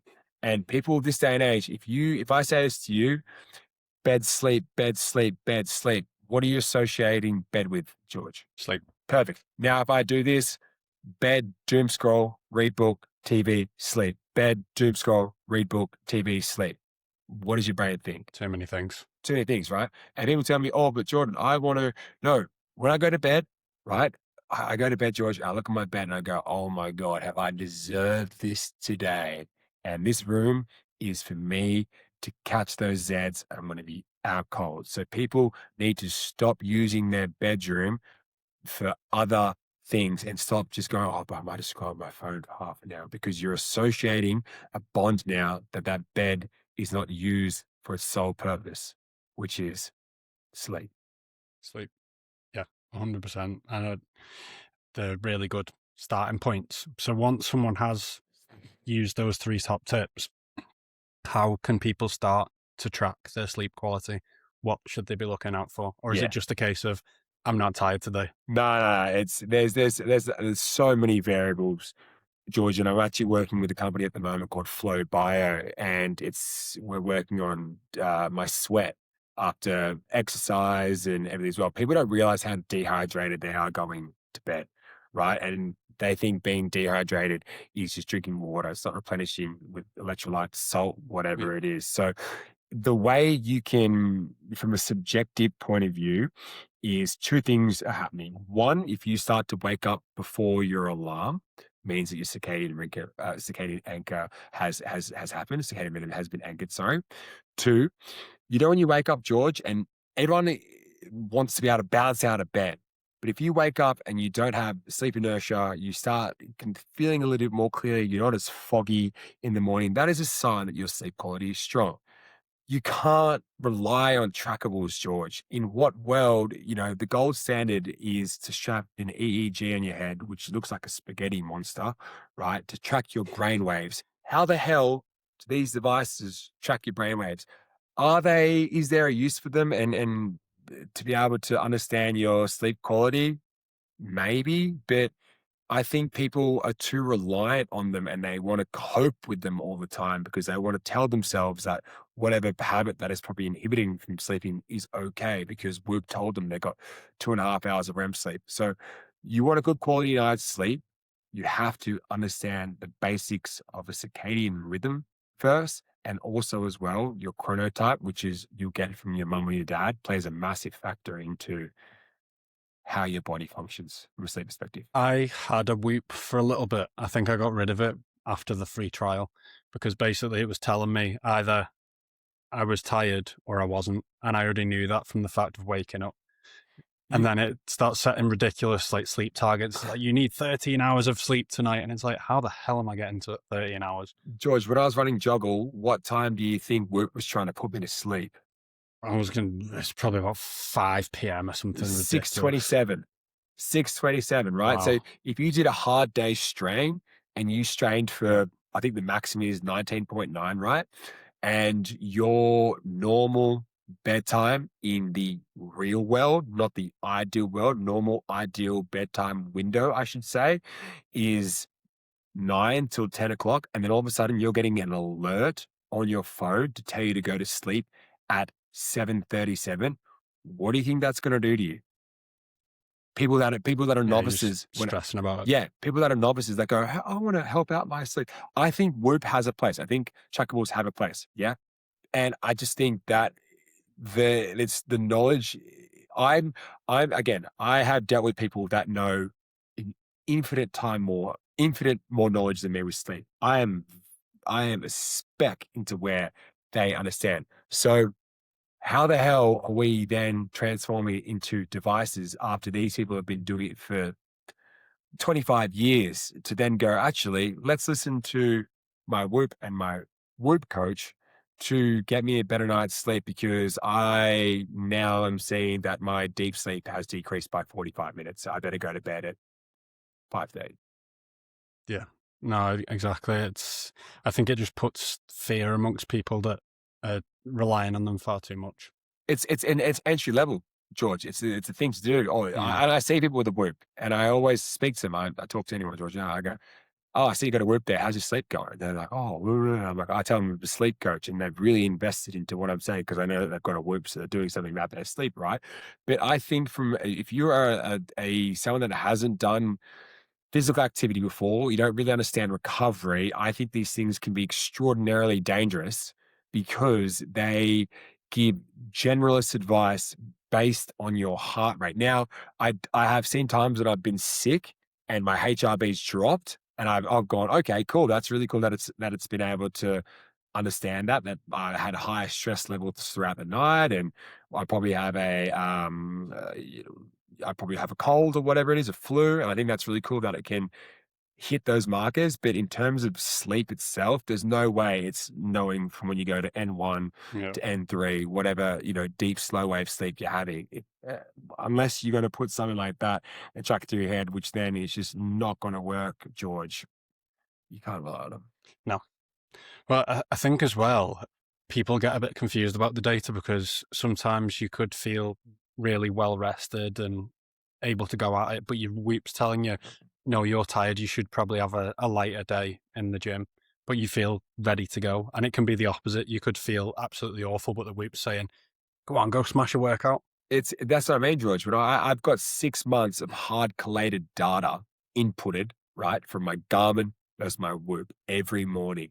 I'd go before I go to work, light sleep, deep sleep, REM sleep, and I would let it impact me in going, oh shit, I better not run 20 Ks today or whatever it was. And it's consuming. And people come to me, George, and they go, I want to get from and I said to you before, an 80 Whoop score to a 100 Whoop score. And I'm like, why?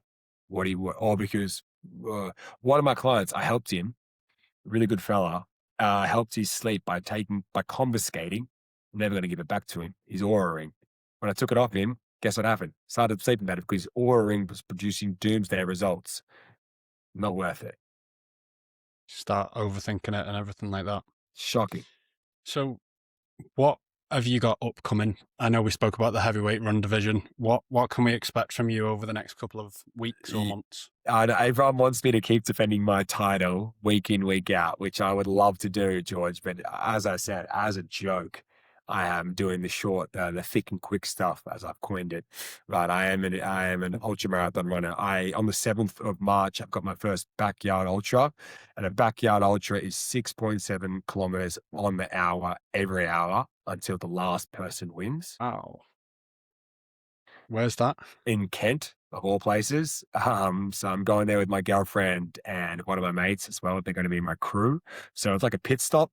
You come around, and the hope is Yeah. that I'm going there, George, by the way, to fail. That's really important. That's how I've mastered the art of humbling myself, but also learning. And I'm going there. I haven't. That's the whole point of the event, though, isn't it? It's the last one standing. Someone has to fail. Someone has to fail. And guess what the funny thing is? Everyone gets a DNF by the person that wins, right? So there's no Oh, really? there's no the record of you That's- obviously running how far you've gone, but everyone gets categorically a DNF, right? And I'm going there, George, because two reasons. One, I have been operating now as a sleep coach for it'll be 4 months or 5 months, and I need to have a good one-to-one with myself. And what no better way to have a one-to-one with myself for potentially running for over 24 hours, to really break down what I've been doing, what I am doing, and where I want to go. So one, how are you training for it? Two, how are you recovering for it? And how are you actually recovering on the day or days, depending on how long you go for? I can swear on this, can't I, George? Am I allowed to swear, or is it not? Yeah, of course. Yeah, Yeah, yeah. I'm using the method, George. Fuck around and find out is what I'm actually is. I haven't trained further than 15Ks for this, right? And it's trail running. I don't even have trail shoes, and you legally have to go buy trail shoes. I'm going to go buy some trail shoes, right? So my training for this, George, is none other than to see how far I can mentally push myself. That is all I'm going to be doing. I'd be gutted if I don't run over 100 kilometers. I'd be really upset at myself. S- So you're not planning on specifically training for the event. You're just going to turn up and see, right, how can I push my body? This weekend, I am running 60 kilometers around Battersea Park, and I'm doing it in the interval format where I am going to be hopefully aiming for 40 minutes or 45 minutes per hour, if that makes sense. So then I've got a 15-minute Mhm. buffer to learn how to eat food. Now, the beauty about being a heavyweight, George, is I have an iron gut. I am unbelievable at eating food and eating food on the go. And I developed that from joggle. My friend was a lot faster than I, and he was about 2Ks ahead of me. So whenever I pulled into a pit stop, I had to eat a lot faster and I only get 10 minutes. And George, when I tell you I can devour cookies or whatever, it's almost, it's disgusting to be around, but I look at it as well, what energy am I getting from this? So I can delete gels. People was like, eat gels. I gulp them, bang, hit them back. I'll Yeah. double up, right? I don't care. So it's this. I've got another backyard ultra in June. This is all data sampling, George, for this, and it's going to be content. It's going to be fun, and I don't think Kent knows what's going to hit it. You've got the pound for pound heavyweight champion there causing all sorts of trouble. I think the ultra game, backyard ultra game, they're a bunch of very unique people. Naturally, I'm going to become mates with them out in the battlefield because we're going to be doing lap after lap after lap together. So I'm excited to see what the type of people are and how much chaos and energy I can cause in a very good way out there. I think it's going to create some very interesting content and I look forward to seeing it. Where can everyone follow you along for the journey? Yeah. Oh, sorry, Jose. I've got one more massive thing that I'm happy to share. Oh, I'm helping two young Australians, my fellow countrymen, run the length of a very, very big country. I'm going to be going there as the commander. I'm going to be going there as the leader, their sleep coach. We're starting from the east coast of a country and going to the west coast of a very big country. And it's going to be 100 days, and the boys are going to be doing 55Ks per day. And they're going to be releasing wow. what that country is. They've got a, I'm sure you could pick up what I'm putting down. They've already run the length of Australia. They've already run the length of the UK. And this country they don't do anything half-assed there. It's very big. The types of big personalities and big energy in this country. And I'm going to Big be people as well, by any chance? people as well. Absolutely. And I'm going to be in the RV, taking them from the East Coast to the West Coast. And that is going to be Wow. massive. When's that going to be, did you say? August, September, October, November. And yeah, Very these nice. two boys are called the Lambros boys, the Lambros Army. I've seen those guys actually. Yeah. Yeah, I actually tried to reach out to them to come on the podcast, but I don't think they've seen my message. Yeah, I'll let them know. All righty. And I guess where I saw him, George, I saw him out in the Scottish Highlands and we're doing the exact same challenge. No way. I saw two blonde flying marts and I go, stop the car. And we jumped out and I saw these two boys and I gave them a big hug and I've gone, wow, this is truly incredible that four Australians are out here running the length of the UK. What are the chances? And then they pit stopped into London and they said, Jordan, we'd love to catch up with you. We're in London. Do you know a place called Battersea Park? And I said, you're speaking to the Battersea big boy, right? And I went out there and went for a run with those boys.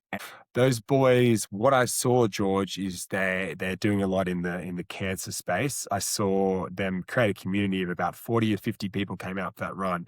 And what inspired me the most was a 16-year-old boy. I think he was from Holland. I can't remember where he's from, right? And he got up there and he explained that I can't remember if his mum or his grandma had cancer, and I think it was his mum, and the impact that breast cancer, and the impact that it had on him. And him and his dad made the journey from wherever the hell they came from to come see these boys because of the impact that those boys Wow. had on him. Right. So I saw these two boys and the influence they had. And then our paths, the boys went back home to Australia. I obviously live in London. I then went back home to Melbourne in December, and I messaged the boys and I said, let's catch up. I love to see you boys. I love what they're about. I think they've got a really good outlook on life. We've got very similar outlook on life. So we want to inspire people to get out there and get out in whatever way, shape, or form. Caught up with them. We had a good chat. They told me about the country that they want to run across. And then we had a good chat about it. They said, Geordie, we actually would love for you to join us and lead us on the expedition. We want you to sleep coach us. We want you to support us. We want you to pinch hit running and whatever it is. And the hairs in the back of my neck, George, stood up because there couldn't be more of a role suited to me to go out there and get these boys from one side of this country to the other side of the country. And that is You're all. trying so hard I not to know, say the I country. know. And the boys wouldn't care if I said it, but I'm just doing the right thing Yeah. by them because we're doing a big release video. But yeah, Yep. it's massive, George. And this will be, you know, I want heavyweights to come out and run with me. I want all these things to happen. But my sole purpose from August to November is helping two long-haired Yahoo Australian boys with mullets run 55Ks per day for 100 days in a row. It's incredible. It's social media done right, if you ask me. We see a lot about the negative sides of social media, but this is clearly way up there Those boys, with some of the best. those boys I've seen the comments as well. Those boys get hammered online by the comments, but I've met these boys in real life. They're inspiring to me, and that's full stop. That's all I care about. Anyone else, Jordan, Yeah. they're doing this. I don't give a shit. They're out there. They're 21 is Steph's 27 and Locke's 24. When I was 24, I was burning toast, right? These two boys are organizing runs, running the whole length of a country, and they're Burning rubber. burning rubber, smashing. Well, they're not because I think they're about 70 kilos, the lads, but they're my fellow An country. honorary mention in the heavyweight division. Yeah, and you know what? An honorary title. I've realized that they need the services of the pound-for-pound heavyweight champ, and I'm going to honor that. I'm cornering them. I would say, when you see UFC fighters, champions cornering other champions, that's what it's like, right? But it's my two fellow countrymen, these two young boys that want to take on the world. And in Australia, it's very easy to be caught up with, we call it tall poppy syndrome. To be honest, yeah. We have the exact same in the UK. I'm sure you've noticed. Yeah, I agree. But I think what I've realized from my own personal perception is, some people are going to, I'm okay to being disliked, George. It's normal. I can't expect everyone to like me. The way they look at it is 33% of people are going to like me. 33% of people are going to be neither here or there. And 33% of people are probably going to think I'm a wanker. That's okay. That's life, right? But what I find really upsetting is that if someone has big dreams, aspirations, or they want to take on the world and you're there and you're like, what are you trying to get out of this? Why not try be the person that could potentially help or solve or be a part of their journey? And it's really disappointing this show, but to be honest, I haven't been impacted by it that much since I've been doing all this crazy stuff, but I think that's because I'm doing it on the international circuit. If I was back home in Australia, I know for a fact that not my close mates have been so supportive of me. But probably, the second tier, third tier people that seem like, oh, Jordy, how's the sleep stuff going? But to be honest, it's because they've seen the passion and how much I love doing this stuff. People have been massive towards where I want to get to. People who give you a negative response, it's generally a reflection on them. I've had it for years with my fitness account, with the podcast. You just got to block the noise out and focus on the people that are backing your corner. Oh, George, my inner circle is so tight, right? And I look at you, George, and I look at you. You're out there doing the Big Lad podcast. You're out there putting yourself out there, and I guarantee you, George, if you're with your mates after a couple of pints, oh, George, how's the Lad podcast going, and how's your gym shit going? Do they mean it in a spiteful way? No, but is it reflective of them? Absolutely is. I've realized now, George, when you put yourself out on social media, it triggers people. It triggers people close to you. It triggers people because you are evolving and you're changing at a rapid rate. And people will go, I wish I could do that. And guess what? You can. You're just too afraid of what Joe Blogs, who you went to high school with, gives a fuck about you. No one cares. If you can't win someone over in the first 3 seconds of a reel, guess what? You're gone. Go next. So I said that in a reel. Use that as a liberating feeling to go, I can get good at this thing and I can take the opportunities presented towards me if I put myself out there and think there's nothing to lose. It often comes from a position of envy. So if you want to do something, life's too short, go do it. And you know, Do what you want to do and and make George, you happy. I found my people. I've been put on this earth to lead people and inspire people, and I found my people. And guess what? They're all big ogre versions of us, right? And the sleep stuff was my calling, absolutely. But now I can help big guys with sleep. I can help big guys with running. I can help big guys with fitness. That's what I can do, and that's what I'm going to do. And I can guarantee you, no one's going to fucking stop me. So that being said, where can everyone find you? Yeah, sorry, Where can George. everyone follow the journey? Yeah, no. I'm still Jordan_sleep coach, and my content is heavily geared towards none other than the heavyweight division. But my content is designed to be able to inspire heavyweights to, first and foremost, officially join the division, and second of all, do something about what they see in the mirror, George. And we could all lose a couple of kilos, but I think if you're in the heavyweight division, it certainly counts for a little more. Yeah, it's incredible work that you're doing, and I'm glad I came across your content. I appreciate you, George. It's been great, man. And it's inspiring to listen to guys like you that are doing half marathons, that and using things like you're grown into your big boy body, right? And you're proud to be a big guy now. And when you're next to your mates, like shit, you forget you are a big fella. You're probably knocking people around with your big collateral damage, right? And it's always stand in the way. Yeah, it's important, George, because like I said, there's not enough big guys that I can think off the top of my head on the internet that we as big guys can look up to. And everybody has to have a hero. Everybody has to have someone they want to aspire towards, because this life is extraordinarily tough as it is without having goals. But if you go, hey, shit, there's that George guy who runs podcast. He's having a crack at running a half marathon. It doesn't come naturally to him, but what if you can, everyone always uses, what if you can inspire one person, George? What if you can inspire 10 people? The sky's the limit with this type of stuff, George. So, from me, I want to personally say thank you for reaching out to me, George, and getting me on here. I've loved this to be able to share my story and speak with you. And I know for a fact, if I'm ever up north, brother, I know the first person I'm going to call. Crunching some miles, definitely. Who knows? I might come down to Batsy, try and take your title. Mate, I would welcome you with open arms, George, but I reckon you might be 3Ks following me, brother. Yeah, there's every chance at this moment. Yeah. Give me a bit of time to get into the running. And that's what I want, George. Do you know how many messages I get from people saying, I'm coming for you? And I said, yeah, what are you going to do? They tell me, hey, and they're like, I don't know, I'm going to beat you up. A guy messaged me the other day. It was so funny. He's like, I'm going to verse you in the summer. I said, brother, by the time the summer comes around, I'm going to be in the Olympics. I don't have time to verse you. I'm moving fast with these things, right? I'm not going to be pound for pound champion at Battersea Park. I'm the pound for pound champion of the entire world when it comes to the heavyweight running division. Turn up at every run club. yeah, just to win and represent the division, because we ain't a run club, George. Yeah. What are we?